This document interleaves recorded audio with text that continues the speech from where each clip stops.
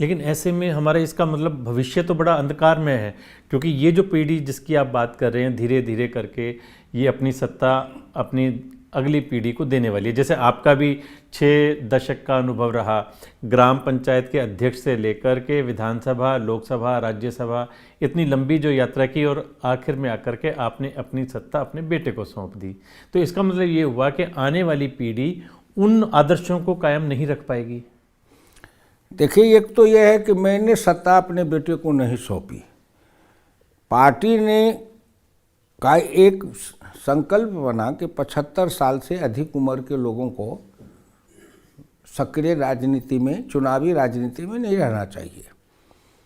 तो मैं सबसे आगे, जब उसको उत्कृष्ट सांसद का सम्मान मिला था, तो सार्वजनिक रूप से मैंने घोषणा कर दी थी कि अब मैं चुनाव तो लड़ूंगा नहीं, ये मेरा अंतिम है। और जाते जाते आपने जो उत्कृष्ट सांसद का सम्मान से सम्मानित किया है, इसके लिए मैं आभार प्रकट करता हूँ।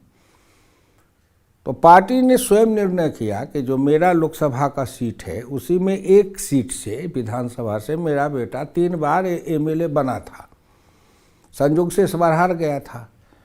तो वहाँ पार्टी ने स्वयं निर्णय किया कि जब ये हट रहे हैं, छोड़ रहे हैं, तो इनके बेटा को ही इनके जगह पर चुनाव लड़ाया जाए। मैंने मांग भी नहीं की, मैंने कहा भी नहीं, उस समय में चर्चा भी नहीं की। दूसरी बात यह है, लोहिया की दृष्टि थी, जो लोहिया बार बार कहते थे और लोकसभा में भी बोले हुए हैं कि क्रांतिकारी अर्थनीति और राष्ट्रीयता के साथ जो दल होगा वही दल कांग्रेस को मार सकती है। 64 में उन्होंने कहा था।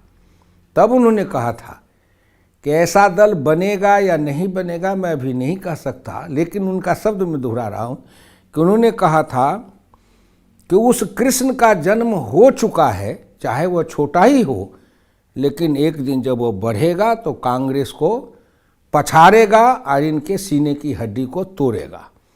कौन? जिसमें क्रांतिकारी अर्थनीति और राष्ट्रीयता।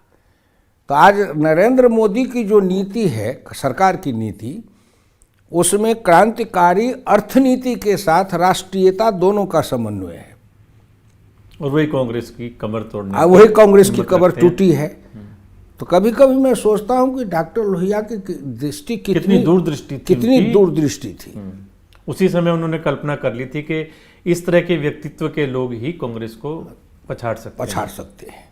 2014 में लोग मुझको पूछते थे कि ये कब तक चलेगा, तो मैं कहता था भारत कभी, लोहिया कहते थे कि भारत माता के गर्भ कभी बांझ नहीं रही है। भारत माता कोई ना कोई व्यक्तित्व समय पर ऐसा कोई न कोई निकलता है।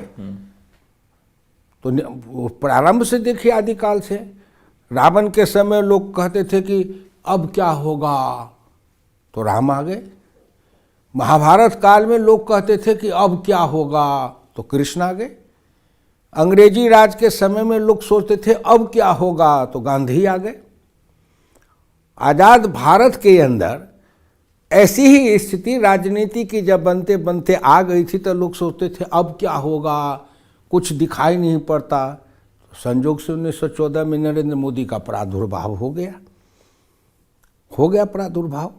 तो ये इतिहास चक्र से भारत के अंदर से समय समय पर जो एक इस तरह से निकलते आए हैं लोग, परंपरा, वो परंपरा को मैं कह रहा हूँ। तो उसके अंदर से अभी राष्ट्रीयता की जो भावना है वो दुर्बल कर दी गई थी।